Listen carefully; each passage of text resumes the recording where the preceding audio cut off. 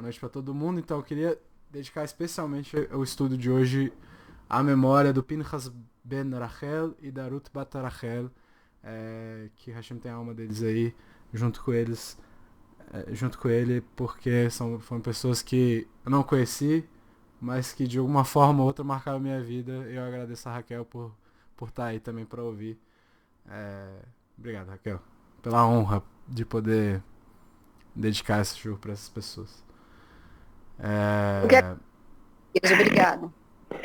Então, vamos lá. Vamos começar, porque senão a gente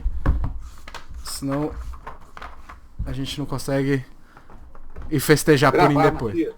Tá gravando. Tá gravando já. Pode ficar tranquilo. Então, Purim. Vamos falar de Purim. Eu tô fantasiado por causa de Purim. É isso. Vamos esperar. Então, se eu desse uma missão para um de vocês para voltar no tempo, né? Que nem alguém aqui no começo falou, o Lechaim de Purim, né? A bebidinha que tem em Purim, né?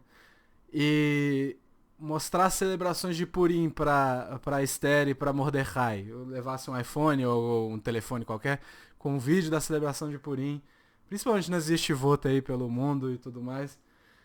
O que eles iam ver? Né? Eles iam ver uma galera fantasiada, um vestido de pinguim, outro vestido de sei lá, de um personagem de desenho, outro vestido de Mario e não sei o que, né? E talvez meio bêbados, né? Assim, pra ser bem brando, vamos dizer assim, né? E talvez depois de mostrar, olha aqui, ó, o legado de vocês, a gente continua vivendo o sonho, né? Vocês possibilitaram essa situação. Talvez eles fossem até porque existiu um pedido, segundo a Guemará, de Esther pro Sanedrin na época para que a Megillah Esther fizesse parte, né, do Taná.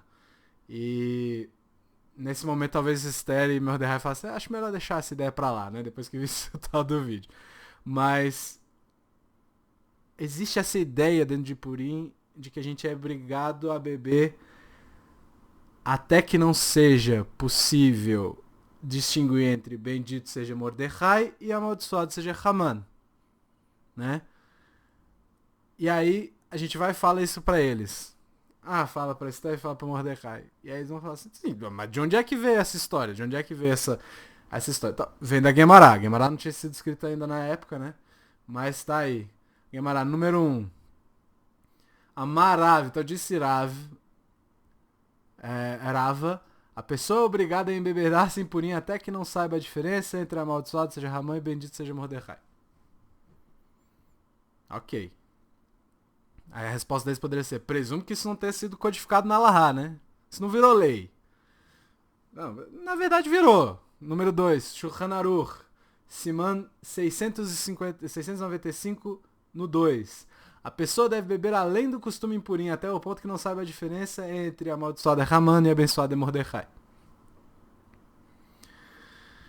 Aí a resposta seria, bom, deve ter quem discorde. Até tem, mas assim, não são grandes discordâncias não, entendeu? Assim, a regra geral continua a mesma, né? Então, aí realmente ficaria difícil deles entenderem a situação. Mas o que é que quer dizer isso, né? Essa é uma das alahot mais esquisitas que a gente tem dentro do corpo de alahá, né? Então, beber até o momento em que a gente não sabe diferenciar o bem do mal, o moral do imoral ou coisas parecidas. Então, qual que é dessa alahá, né? Parece até meio ridículo, assim, né? Mas uma coisa que eu posso dizer é que é meio difícil de entender, inclusive. Né? Então, o Rabbi Tzhak Sher, ele acaba perguntando, fazendo uma pergunta que ficou famosa, né? Como é que é possível que os nossos sábios tenham instituído uma alahá dessa? Como que é possível que os sábios tenham falado assim, não, vocês vão beber até não conseguir distinguir mais o bem do mal. Então a gente sabe que beber de forma exagerada é negativo. É uma coisa repulsiva até. A gente sabe que gera muitos problemas, né? Afinal, a gente tem vários exemplos dentro da Torá desse tipo, né? Eu trouxe 2 aí, vamos lá pra Torá. inclusive que geram tragédias. A gente sabe que existem tragédias na nossa vida cotidiana relacionadas a esse tipo de coisa, mas a gente vai ver aqui as tragédias dentro da Torá. Então no número 3 a gente tem Bereshit 9:21, que é a história de Noah. E aí o que acontece depois que Noah sai da arca? Ele bebeu vinho, embriagou-se e desnudou-se em sua tenda. E aí o Radak vira e comenta o seguinte: ele bebeu sem se impor um limite, ou seja, ele bebeu até ficar muito bêbado, até que ficou bêbado e se arruinou. A história que vem depois é pesada por causa disso. Né? Então a gente tem aí uma situação bem complicada já de cara. Outra história, número 4, Lot. Né? Quando acontece aquele negócio todo em Sodoma e Gomorra, que as filhas dele acham que o mundo acabou por causa daquilo, qual é a ideia deles? Não, a gente tem que repopular o mundo, então a gente vai usar nosso pai para isso. E o que é que a Torá fala? Então, anda, vamos, daremos de beber vinho ao nosso pai e dormiremos com ele e faremos viver uma descendência de nosso pai. E fizeram seu pai beber vinho naquela noite e veio a maior e dormiu com seu pai, a mais velha, né? E não soube em seu deitar e nem seu levantar. Então, esse final é Velo Yadá Beshirva Uvekumá. Ou seja, ele não sabia o que estava acontecendo. Ele bebeu até o ponto de que no qual ele não sabia o que estava acontecendo ali. Então, ele não entende, ele não sabia, e essa situação de incesto, gerou os povos de Amon e Moab. Inclusive a palavra Moab é uma palavra meio complicada. Né? Em momento algum está escondendo a origem do povo. Moab quer dizer de meu pai, né? Vem do meu pai. Então a gente tem uma situação bem complicada aí nessa história. Então tá. Aí vem a Guemará em Sanedrim, no número 5, e conta outra tragédia. Essa tragédia também é conhecida. O que acontece? Balac fica preocupado, rei preocupadíssimo com o que Israel tinha saído do Egito, preocupado com o povo de Israel quer destruir eles, e ele foi até Bilam, que era um profeta, para que Bilam amaldiçoasse o povo. Depois de várias tentativas, Bilam não conseguiu amaldiçoar o povo, mas ele falou, mas eu sei o que é que Hashem não ia gostar que acontecesse. Então ele montou um plano e a Guemará vai discutir exatamente o que foi esse plano. Vamos lá. Balac fez para as mulheres, tendas com paredes decoradas como a neve da montanha e colocou prostitutas dentro delas. E com uma mulher mais velha do lado de fora e uma mais nova do lado de dentro. E quando os homens estavam comendo e bebendo, os homens judeus ficavam alegres e iam andar na feira, onde estavam essas tendas. A mulher mais velha diria ao judeu, está procurando vestimentas de linho? Ele perguntaria o preço. A mais velha daria um preço semelhante a seu valor real e a mulher mais nova lá dentro, um preço bem menor. Esse cenário se repetiria 2 ou 3 vezes. Se o cara entrasse, o que ia acontecer? E depois que ele entrasse, ela diria, a mais nova, você é da casa. Sente e escolha a mercadoria que quiser. E um jarro de vinho amonita estava ao seu lado. O vinho amonita ainda não era proibido. Ela disse para ele, aceita uma taça de vinho? E assim que bebesse o vinho, sua inclinação para o mal se acenderia fortemente dentro dele. E muita gente morreu por causa disso. Acho que é 24 mil, se eu não me engano, que está escrito na Torá. Muita gente morreu por causa disso. Essa é a tragédia de Baal Peor, né? É uma situação complicada. Então a Guemará também comenta que o vinho é, em geral, responsável por uma série de coisas erradas. Aqui, por exemplo, o adultério.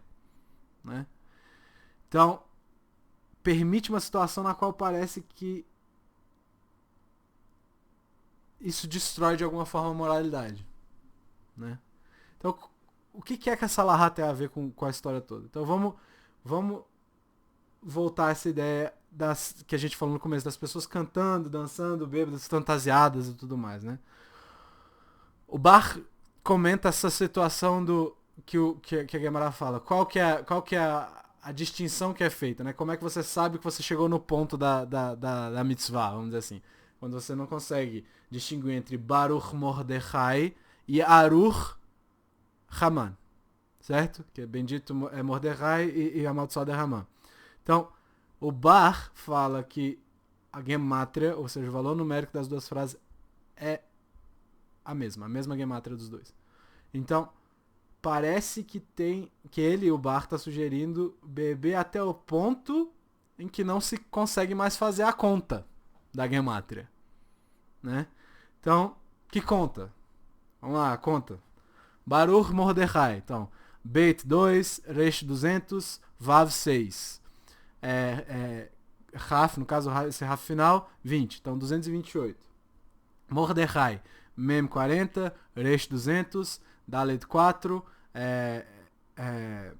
Raf 20 e Yud 10. Então, dá 274. 274 mais 228, 502. Tá? Aruch Haman. Então, Aruch Haman é Aleph 1, Resh 200, Vav 6, Resh de novo 200. Aí dá 407. Haman é Rei 5, Mem 40 e o Nun final 50. Então dá 95, 502 também. Tem muita gente aqui que provavelmente vai falar, eu não preciso estar bêbado para não conseguir fazer essa conta rápida, né? Mas enfim, isso aí é de cada um, dá para fazer a conta.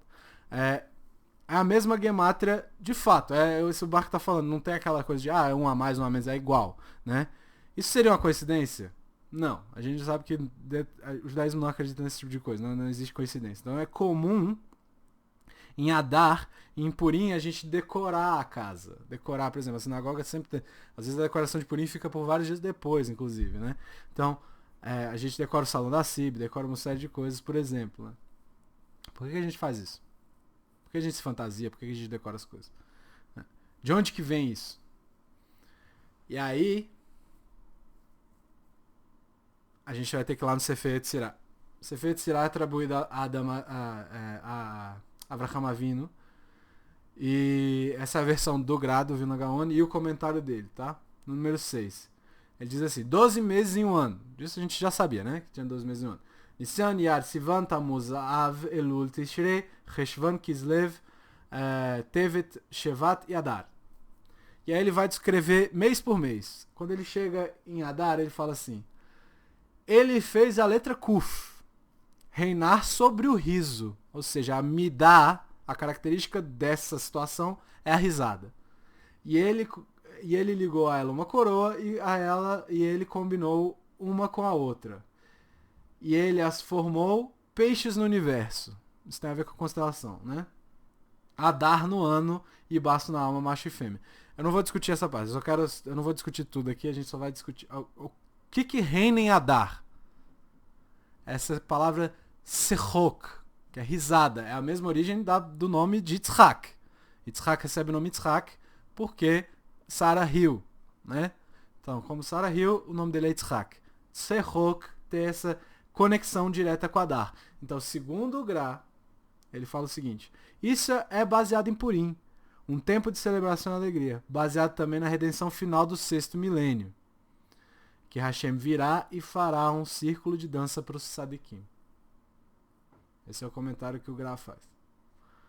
Então essa risada Sechok é uma característica de Adar, por causa de Purim, segundo o Gra, e porque existe esse tempo de redenção final, segundo o Gra, em que Hashem vai colocar os Sadikim para dançar numa roda. Tá? Então, qual que é a relação entre a risada Adar e como que isso explica alguma coisa? Né? Como é que isso pode explicar alguma coisa? O Rabbi Tzadok HaKohen, ele diz o seguinte, é costume buscar a risada em Adar, porque por causa daquilo que aconteceu em Purim, os nossos inimigos desejaram aquilo que os nossos inimigos desejaram para nós virou contra eles. Ou seja, os nossos inimigos queriam nos destruir, eles acabaram destruídos. O que isso tem a ver? Né? Então a gente vai explorar hoje um pouco essas ideias. A gente vai explorar o que é Tzechok, o que é essa risada, e qual que é a diferença entre essa risada e Simcha em geral. Por que a gente só não fala de alegria? Por que a gente está falando de risada? Não está falando não está fazendo necessariamente de alegria. Então qual é exatamente a conexão também? É outra pergunta. Qual que é a conexão entre isso e essa redenção final? Que a gente vai falar. E a dança da redenção final também. Né? Então, Por que que essa virada de jogo, essa outra pergunta, citada pelo Rav Tzadok, tem a ver com a risada e a Simha de Purim? O que que isso tem a ver? O que que todas essas coisas tem a ver? Primeiro vamos explorar a ideia da dança. De onde que o Vilna Gaon tirou essa história de dança? Tá? De onde que vem isso? Da Gemara em Ta'anit, tá? Número 7. Na Daf 31a diz assim: Ula de Beira, de Biraá, disse que Rabi Elazar disse: no futuro, no fim dos dias, o santo bendito seja, vai preparar a dança dos justos. Ele se sentará no meio deles, no Gan Eden, e todos apontarão seu dedo com seus dedos, como está escrito. E neste dia será anunciado: este é nosso Deus, por quem esperávamos para nos salvar. Este é Hashem, o que aguardávamos, e nos alegraremos e jubilaremos por sua salvação. Está em Yeshayahu, Yeshayahu mesmo. Então, o que isso tem a ver com Adar e Purim? A gente já sabe de onde é que vem isso. A gente já sabe de onde é que vem essa dança. Vem dessa história. Então, os Sadikim vão dançar em volta de Hashem apontando para ele. Isso até parece uma referência com o bezerro de ouro, né? Que o pessoal apontou pro bezerro de ouro dizendo esses são seus deuses ou qualquer coisa parecida, né? Mas aqui não, aqui é real, não é uma fantasia que nem foi na história do bezerro de ouro. Aqui é o que vai acontecer mesmo. Então, o que isso tem a ver com Adar e com Purim? A gente tem uma Gemara muito famosa em Makot e a gente vai dar uma olhada nessa Gemara, mas vamos explorar um aspecto que é pouco falado, tá? Tá parecendo tudo desconexo, tá, pessoal? Eu preciso de um pouquinho de paciência de vocês para conectar os pontos no final. Se não ficar claro, vão escrevendo aí que eu vou tentar dar uma lida aí. Então, no número 8, a Gemara Makoto fala o seguinte: uma vez Rabban Gamliel, Rabi Elazar, Ben Azaria, Rabi Roshua e Rabi Akiva estavam andando pelas ruas e ouviram os sons das multidões de Roma de Peteoli, a uma distância de 120 mil. 1000 é uma medida, tá? É uma unidade de medida. É tipo 120 mil metros, uma coisa assim. Então, a cidade era tão grande, eu botei a explicação, a cidade é tão grande que eles ouviam o barulho do tumulto a uma grande distância. E os sábios começaram a chorar. Enquanto o Rabi Akiva dava risada. Ou seja, os outros 4 estavam chorando, o Rabi Akiva estava rindo. Os outros 3. Eles disseram a ele: por que você está rindo? Você não tá achando que isso é estranho? Qual que é a sua lógica? Por que você está rindo enquanto a gente está chorando? E aí, ele pergunta. Na verdade, ele responde com a pergunta, né? E vocês, por que vocês estão chorando? E aí eles respondem: os romanos, que se prostraram diante de falsos deuses, queimaram incenso para os seus ídolos, vivem tranquilamente, festejando em sua cidade colossal, e a nós, a casa do descanso do nosso Deus, o templo, foi queimado pelo fogo. Como poderíamos não estar chorando? A pergunta deles é precisa aqui. Tá tudo dando errado. Como que a gente não tá chorando? Pra eles tá tudo dando certo, eles fazem tudo errado, tá tudo certo na vida deles, mas pra gente que faz tudo certo, tá tudo errado. Como é que funciona isso? Olha a resposta da Rabi Akiva. É por essa razão que eu tô rindo.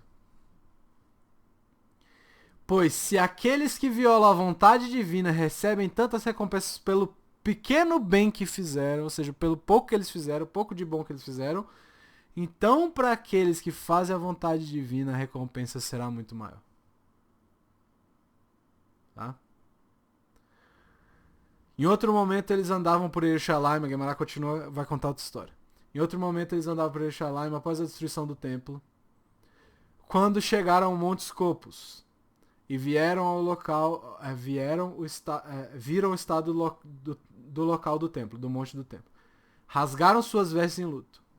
Quando chegaram ao monte do templo, viram raposas saindo do local que era para ser o Santo dos Santos e começaram a chorar. E de novo, Rabi Akiva começa a rir. Disseram a ele: por que você dá risada? Por que você está rindo? E ele vai responder do mesmo jeito. E vocês? Por que vocês estão chorando? Eles disseram: esse é o lugar do qual é dito: e o estranho que se aproximar morrerá. Ou seja, ninguém, a não ser o Kohen Gadol, pode entrar aqui. E agora as raposas entram e saem. Como não chorar? Ou seja, o templo está destruído. Rabi Akiva disse a eles: e é por isso que eu dou risada. Pois está escrito, quando Hashem revelou o futuro para Yeshayahu Hanavi, né, para o profeta Isaías. Busquei para mim testemunhas confiáveis, Uriá, o sacerdote, e Zecharia, ben Yeverehiahu. Está em Yeshayahu. Qual é a conexão? Pergunta Rabi Akiva, entre Uriá e Zecharia. E ele vai explicar. Uriá foi profeta nos tempos do primeiro templo, enquanto Zecharia foi profeta nos tempos do segundo templo. Ou seja, o verso estabelece que o cumprimento da profecia, isso é segundo Rabi Akiva, depende da profecia. O cumprimento da profecia de Zecharia depende do cumprimento da profecia de Uriá. Aí tá, beleza, legal, ele falou disso, mas o que é? E ele vai explicar. Na profecia de Uriá está escrito: portanto, por vossa culpa, Sion será arada como um campo, e Jerusalém se tornará um montão de ruínas, e um monte do templo se tornará um amontoado de pedras perdido na floresta. Foi exatamente o que aconteceu, exatamente o que eles viram. Jerusalém está destruído de alguma forma. Tanto o monte do templo virou uma floresta, como tinha bicho entrando e saindo. Está em Mirra, tá? É Miqueias, eu acho. Na profecia de Zecharia está escrito: ainda voltarão a sentar os anciãos e anciãs nas ruas de Jerusalém, cada um apoiado em sua bengala por serem de idade avançada. Ou seja, não tem mais guerra porque as pessoas podem morrer de velhice. Está em Zecharia. Zacarias, eu acho. Até que a profecia de Uriá fosse cumprida, diz Rabi Akiva, eu temia que a profecia de Zecharia jamais chegaria. Ou seja, para que uma chegue, precisa da outra. Agora que vemos o cumprimento da profecia de Uriá, fica evidente que a profecia de Zecharia permanece válida. E aí eles respondem o seguinte, ou seja, tempos melhores virão. E eles disseram: Akiva, você confortou nossos corações. Akiva, você confortou nossos corações. Muito famosa a Guemará. Então, baseado nessa Guemará, o que é Serrok? O que é a risada? O que é essa risada do Rabi Akiva? Ele explicou as duas risadas. E o que é que a gente pode tirar disso? A risada, nesse caso, é a habilidade de olhar para uma coisa que, superficialmente, à primeira vista, parece ruim ou até muito ruim, e ver toda a luz que está por trás daquela coisa, na verdade. Ser capaz de ver o bem dentro daquela situação ruim, que é aparentemente ruim. Isso é uma sensação profunda que vem daquela midá que a gente já discutiu aqui algumas vezes, chamada bitachon, que seria essa segurança que Hashem faz as coisas da melhor forma pra gente. Então, olhar para o mal, olhar para esse negativo, sabendo que ele não vai durar e que eles vão se tornar, no fundo, sementes para uma redenção futura. Então, eles viram os romanos alegres, mas o Rabi Akiva foi além disso. Ele falou, peraí, se eles estão bem e eles fizeram tudo errado, imagina quem está fazendo as coisas certas. Pode ser que demore mais a vir, mas vai vir melhor. Ele viu o templo destruído e lembrou da profecia. Ele viu aquilo acontecendo e se desenrolando. Ele não viu só o templo destruído. Ele viu o templo destruído e o que aquilo ali tem por trás. Né? Mesmo num tempo de escuridão, ele riu. E isso é serrok. É ser capaz de alegria mesmo em um momento que tem toda a cara de ser um momento de tristeza. Tem uma história que é interessante, que como eles não usam o nome dele, assim, é uma história verídica, eles não usam o nome da pessoa, porque a pessoa que participou dessa história não conta, não quer que o nome seja dito. Então ele era um médico que ele era ali um dos caras que foi responsável pela organização, vamos dizer assim, dos judeus dentro do gueto de Varsóvia. E ele foi capaz de tirar várias e várias pessoas do gueto e salvar a vida delas. Né? Até que, quando começou a apertar mais a guerra, chegou uma pessoa com uma criança recém-nascida, que a mãe, se não me engano, tinha morrido, e falou, a gente precisa tirar essa criança daqui, porque ela não tem como ficar aqui. E já estava bem apertado. E ele deu a palavra dele que ele ia conseguir tirar a menina. E ele conseguiu tirar a menina. Ele sobreviveu à guerra, foi para os Estados Unidos, fez família. E depois de uns 30 anos mais ou menos dessa história, um dos filhos dele, um dos filhos mais novos, que era um menino que despontou na estivada da qual ele participava, ele recebeu a proposta de Shidur do Rosh Yeshiva, do diretor da estivá, para casar com a filha dele, do Rosh Yeshiva. E aí nessa história toda de conhecer as pessoas, né, eles se conheceram, eles se gostaram e tudo mais, decidiram casar, né? E aí quando eles ficaram noivos, foram ter um jantar entre as famílias e na conversa eles acabaram descobrindo que a moça que ia casar com o filho dele, na verdade era adotada e era a menina que ele salvou há 30 anos atrás. Então, uma história assim bem, né? Olha como as coisas se encaixam, né? É muito interessante essa história. Então, assim, Hashem trabalha de uma forma e é quase impossível a gente prever o resultado final. Essa que é a história da... Ele não tinha como saber isso. Essa menina de 3 meses vai casar com meu filho meu filho mais novo daqui a 30 anos. Não tem como saber uma coisa dessa. Né? Então, Serroca é você ser capaz de perceber aquilo que está na tua frente. Aquilo que está na tua frente não é a história toda. Né? É só uma frase no meio de um livro gigantesco. Você só abriu a página e leu uma frase.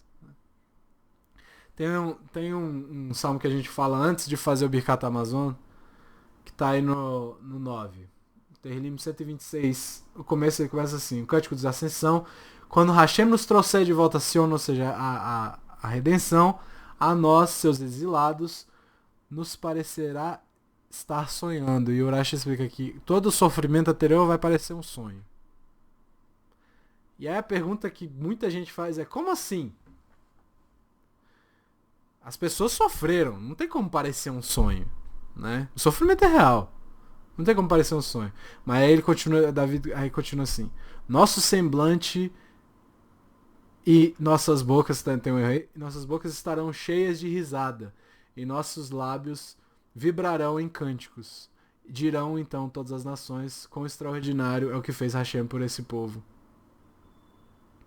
Então, nesse tempo do futuro, o que a gente vê? E a Gemara em Berahot vai explicar, né? A Gemara em Berahot vai explicar essas frases. Olha lá, no 10.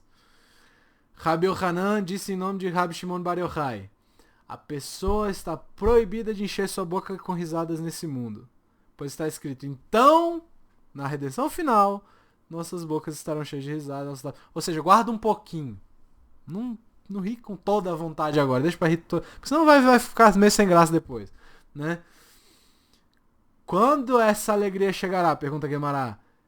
Quando dirão então todas as nações quão extraordinário é o que fez. Ou seja, quando o mundo inteiro percebeu o que é que está acontecendo. É dito sobre Reish Lakish que durante o resto de sua vida ele não encheu sua boca com risadas nesse mundo após ouvir o que foi ensinado pelo nosso mestre Rabi Yohanan. Então, nesse tempo do futuro, a gente vai ter essa serroca total. Não é que a gente não possa dar risada. É que a gente vai ter um motivo para dar a maior risada da história, vamos dizer assim. Né? Então, a gente olha para trás com essa sensação de sonho de que... Sabe quando seu pai brigava com você feio? Bom, a maioria daqui é bem adulto já, então... Seu pai brigava aquele negócio de falar: meu pai é uma pessoa injusta, mas... Aquilo ali, na verdade, criou uma coisa que você aprendeu e hoje em dia você entende: pô, eu realmente precisava dessa bronca. Né? É uma sensação parecida aqui. É isso que o Salmo está dizendo. E o Rabbi Dessler explica que sempre que a gente passa por momentos difíceis, sejam esses momentos individuais, sejam coletivos ou até globais, que a gente está vivendo agora, a gente tenta buscar... O ideal é tentar buscar essa bitachon, né? Essa segurança de que tudo que acontece é pro bem, né? Aí ele pergunta: mas a gente consegue ver o bem? Não, a gente não consegue ver o bem, né? A gente tá achando tudo horrível, mas o sentimento deveria ser esse de isso, no fim das contas, é o melhor que eu posso fazer agora. É falar assim: não, entender que talvez isso seja pro melhor, por mais que eu não esteja sentindo isso, né? Então, talvez seja o melhor para agora. Tentar entender que tudo isso é por um motivo maior, né? É por um bem maior. E isso é aqui e agora, né? O que a gente está vivendo hoje, por exemplo, né? Mas quando a Geulah, quando a redenção vier, isso assim, a gente está falando de redenção final, mas a gente está falando também de situações específicas. Às vezes você está passando por um momento de dificuldade, mas você supera esse momento de dificuldade e sai mais forte no final. Isso também seria considerado uma Geulah nesse sentido, né? Então, quando vem esse momento de Geulah, aí nossas bocas vão se encher de risada, né? De serroca. Então, a gente vai ter o entendimento de que aqueles sofrimentos e aquela negatividade, no fim das contas, foram pro nosso bem de fato, né? E não é só acreditando que é pro bem, mas sabendo que foi pro bem, né? Antes a gente via por toda a vida essa frase estranha sem contexto que eu falei no livro, né? Essa frase estranha sem contexto. Porque sem o contexto completo você não consegue dizer qual é a lógica dessa frase. Às vezes ela não faz sentido nenhum sozinha. Mas aí, com o livro todo e com o contexto completo, a gente vê a beleza da trama, a gente vê a história bonita, a gente vê toda aquela coisa legal que tem por trás. E assim a gente vai ter como dar risada, né? Como encher a boca de risada, como diria como tá escrito no Terrilim, né? E assim a gente vai ter essa história e vai ver a questão de aquilo que a gente vê como orá, aquilo que a gente vê como mal, na verdade é tov, é bom, né? Então, isso que significa pro Ravi Dessler que será como um sonho, né?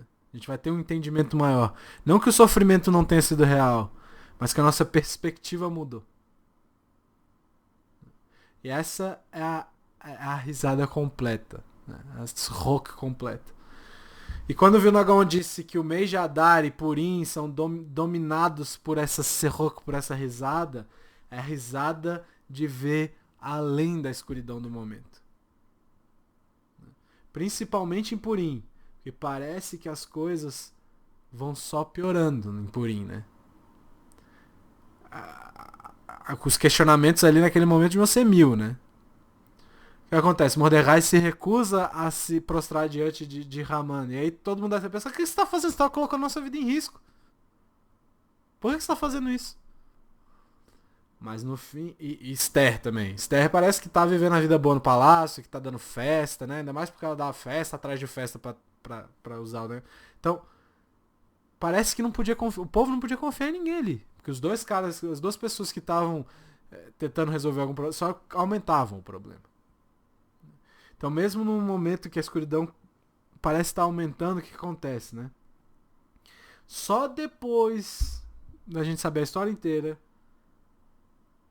que a gente consegue ver cada passo e que cada passo desse foi dado pelo bem, né? Esther tinha que fazer as coisas daquele jeito, né?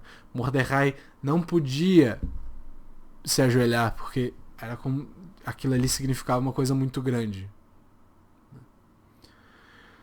Então, essa é a serroca, essa é a risada de Purim, né?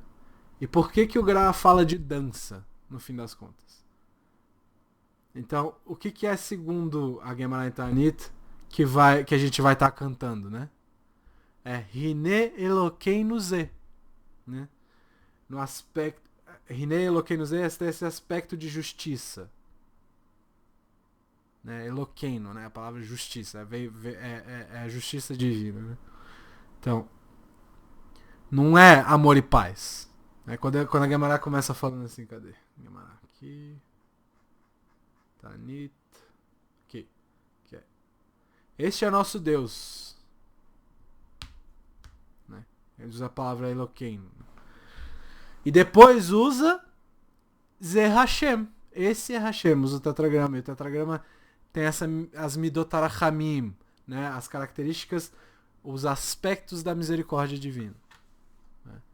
Então, e aí termina com que vino lo nagila venismecha bichuato, né? Então a gente espera, a gente aguardava e se alegraremos com essa salvação.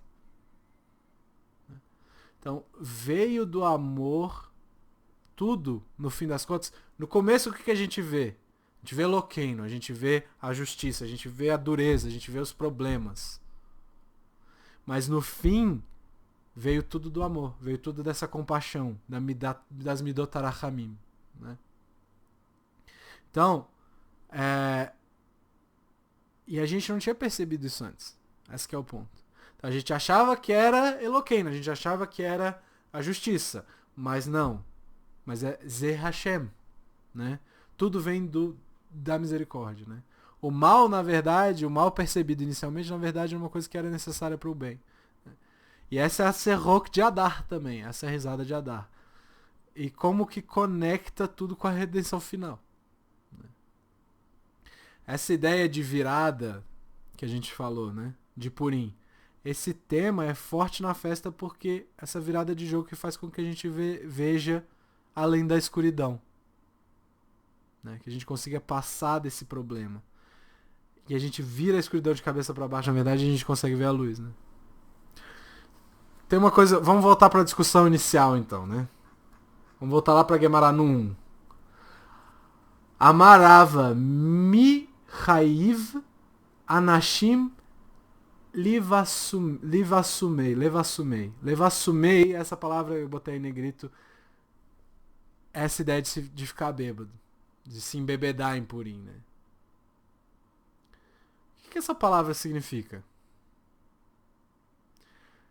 Aí o Rashi explica. Essa palavra, na verdade, é Lehistaker. Lehistaker é beber. Mas não é isso que está escrito. É outra coisa que está escrito, né? A Gemara ela não escreve dessa forma. Essa palavra... O que essa palavra quer dizer? E a gente tem que ver outros exemplos dessa palavra para a gente chegar a uma conclusão, né? Então vamos lá. Gemara e Megillah, no final do Megillah tem o seguinte. Do mesmo Masechet. Número 11. E Rabi Shefatia disse que Rabi Hanan disse: aquele que lê a Torá sem melodia ou estuda sem cantar, o verso diz, para aquele que lê Torá sem melodia ou estuda sem cantar. Por isso deles estatutos que não eram bons, ou seja, você vai receber julgamentos ruins em cima de você. Pois aquele que estuda a Torá cantando demonstra seu carinho por seu aprendizado, além de que a melodia ajuda a lembrar o que aprendeu. Aí o Abaye contesta. Só porque alguém não sabe tornar sua voz doce, levassumei, é a mesma palavra, levassumei, devemos dizer que esse verso se refere a ele, juízos pelos quais não poderiam viver, ou seja, eles vão morrer porque eles não fazem isso. Então a discussão é essa. Essa discussão é longa, mas a ideia é usar a palavra aqui. Levassumei aqui quer dizer tornar a voz doce. Então, é deixar a voz doce. Levassumei é tornar doce. A gente também tem na Maseret Sukkot, tem esse contexto de adoçar aqui, né?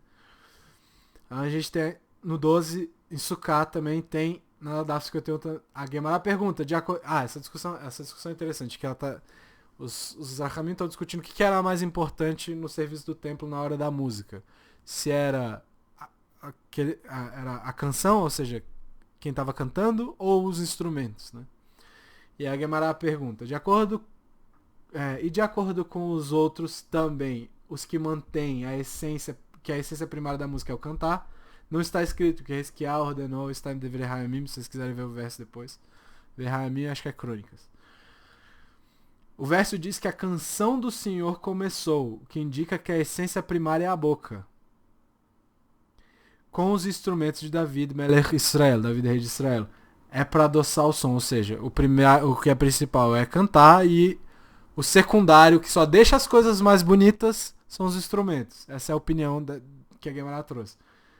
Só que essa palavra, de novo, levassumei aparece aí e é para adoçar o som, levassumei calar. De novo, no mesmo contexto. Então, essa expressão que já é rara, ela aparece com essa ideia duas vezes, como melhorar ou como adoçar, né? Então, na nossa Gemara que a gente começou do bebê e tal, não quer dizer dar PT. Não quer dizer você tomar até cair, né? Segundo vários dos nossos acharonim, é beber o suficiente para que você possa tornar as coisas mais doces, para que você fique mais alegre, né? Ficar altinho. O que? Ficar o que mais alegre? A nossa percepção da realidade ficar um pouco melhor. O que do Chata Levi explica? Essas palavras nos ensinam que devemos beber em purim para melhorar a nossa percepção. Deixar nossas vidas um pouco melhores naquele momento e ver além da escuridão até o ponto em que não sei a diferença entre Baruch Mordechai e Aruch Haman. Dizer que um é bom e o outro é ruim. Ou seja, você dizer que uma situação ruim é ruim e você dizer que uma situação é boa. Não é você dizer que um era bom e o outro é ruim. Não. É você conseguir ver o bem numa situação ruim. Então, obviamente, a gente tem que tomar cuidado com isso. Não são todas as situações que a gente pode falar, não, pronto, isso aqui é maravilhoso. Calma. Só não assuma que é péssimo de cara. Né? Mas buscar o entendimento para segurar o julgamento e segurar esse julgamento bom e ruim até o momento em que você tenha mais informação, que você tenha mais noção do contexto como um todo. Então as frases têm a mesma gemátria. O 502 eu não vou discutir. O porquê do 502 eu acho que vai além do meu paycheck, né? Vai além do que eu consigo.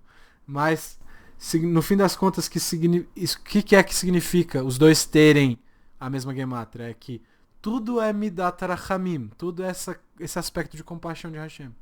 Até o ruim é aspecto de compaixão. Então tudo é pelo nosso bem. Essa serroca, essa risada de Purim, é o que a gente tem que acessar aqui, é o que a gente tem que buscar em Purim. Né? Tem uma história muito bonita que eu ouvi essa semana, que foi do Rabi Duvi Ben Sussan. Ele ainda é um rabino, muito bem conceituado. Na época ele estava estudando em Yeshiva.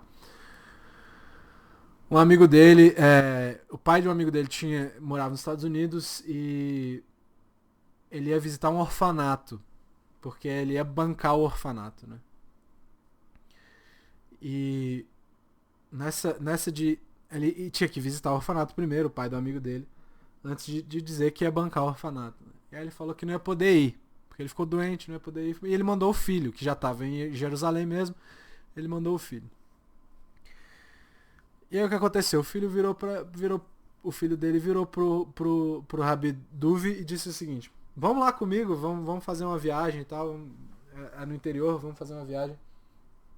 E aí a gente conhece lá o lugar, você me diz o que você acha também, se deve fazer ou não. A Rabi Duvi falou, ok, eu vou fazer minha barba, eu vou cortar meu cabelo ali no barbeiro e aí eu volto. E a gente vai. Tá bom. Aí ele foi no barbeiro, tava nevando na época, tava fazendo muito frio, e aí ele tava todo encapotado. Na hora que chegou no salão, ele foi lá, tirou as coisas. Depois de cortar o cabelo, ele saiu, e quando ele chegar na parada de ônibus, ele percebeu que ele tinha deixado as luvas dele no barbeiro. E ele falou, cara, vou passar frio aqui, minha mão vai congelar. E ele viu um iemenita vendendo peças de roupa para frio no meio da rua. Ele comprou umas luvas coloridas do Emenita lá, para não passar frio na mão. Eles pegaram o ônibus, foram até lá. Chegando lá, eles estão conversando com a diretora do lugar e tudo mais. E uma criança vem correndo, mais ou menos uns 7, 8 anos, ela vem correndo com uma prova, assim. Aí mostra pros visitantes. Olha, eu tirei 10 na minha prova sobre o Tanar. Aí tinha lá um 10, uma carinha feliz, assim. Aí o Rabi Davi, que ainda não era rabino, mas tava estudando, e falou assim: mas vocês estudam aqui? Aí a moça começou a explicar, né? Que de vez em quando a gente trazia uns alunos da Yeshiva pra ensinar a Torá pros meninos, mas se a gente tivesse mais fundos, poderia fazer isso com mais frequência e tudo mais, aquela propaganda toda. E o Rabi Davi vira pro menino e fala assim, e ele com as luvas em cima do ombro, né? As luvas coloridas. Ele fala pro menino assim: como é que é o seu nome? Aí ele fala: Yitzhak Alfasi. Aí ele fala: esse é o seu nome mesmo? Ele fala: Yitzhak Alfasi foi um grande estudioso de Torá. Eu sei, ele foi meu tataravô. Aí que legal. Aí ele ficou pensando, né? Esse menino tem essa aqui do chá todo. Quanto você quer pra estudar Torá todo dia? Aí ele olha pros lados e ele fala, gostei das luvas, se você me der as luvas eu prometo que eu vou estudar a Torá todo dia. Aí ele falou, pode ficar com as luvas. Aí ele, tá bom, então você pode ficar com a minha prova, que quando você voltar você pode me fazer perguntas mais difíceis. Ele falou, tá bom, ele guardou a prova dentro do casaco. Quando eles voltaram pra Jerusalém, ele falou, vou lá tentar pegar minhas luvas de volta, né? Aí ele correu pra tentar pegar as luvas dele, e o barbeiro tava fechando a loja, ele falou assim, eu esqueci minhas luvas aí dentro. Ele falou, eu sei, estão aqui comigo, eu ia procurar o senhor pra devolver. Ele falou, nossa, que legal você. Aí ele falou assim, Moshe Alface é um homem honroso. Eu nunca faria isso. Eu nunca ficaria com as luvas pra mim. Aí ele falou assim, como é que é teu nome? Aí ele, Moshe. Ele falou, não, seu sobrenome é Alface. Aí ele, você tem um filho? Aí ele fechou o rosto e falou assim, olha, eu tive um problema com a minha família, eu separei da minha esposa e nunca mais vi minha esposa e meus filhos. Então, tinha assim. O nome dele é Yitzhak. Aí ele tira a prova do menino Yitzhak Alface. Eu sei onde seu filho tá. E aí ele aparentemente tá sem mãe, porque ele tá no orfanato. E aí ele levou, o senhor se mudou pra cidadezinha do lado onde o menino tava, eles voltaram a ter um relacionamento, ele pegou o filho de volta e tudo mais. Isso é uma história real, tá, pessoal? Eu não tô, ouvi do Rabi da Duvi Ben Sussan mesmo, no shiur dele.